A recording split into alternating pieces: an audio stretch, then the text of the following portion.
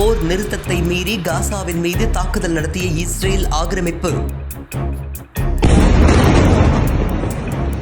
செவ்வாய்க்கிழமை அதிகாலை காசாவில் உள்ள குடியிருப்பு பகுதிகள், அகதிகள் முகாம்கள் மற்றும் பொது கட்டுமானங்கள் மீது சரமாரியான தாக்குதல்களை இஸ்ரேல் ஆக்கிரமிப்பு நடத்தியுள்ளது. இந்த தாக்குதலில் 244 பேர் கொல்லப்பட்டதாகவும் அதில் அதிகமானோர் குழந்தைகள் என்றும் நூற்றுக்கணக்கானோர் இந்த தாக்குதலில் காயமுற்றதாக பாலஸ்தீன மருத்துவ முகமை அறிவித்துள்ளது. கான் யூனிஸ் மற்றும் ரஃபா பகுதியில் 10 நிமிடங்களுக்குள் சரமாரியான வான்வழி தாக்குதல்களை இஸ்ரேல் ஆக்கிரமிப்பு நிகழ்த்தியுள்ளது. வீடுகள், பள்ளிகள், மசூதிகள், தற்காலிக குடியிருப்புகள் உள்ளிட்டவைகள் மீது இந்த தாக்குதல் நடத்தப்பட்டுள்ளது.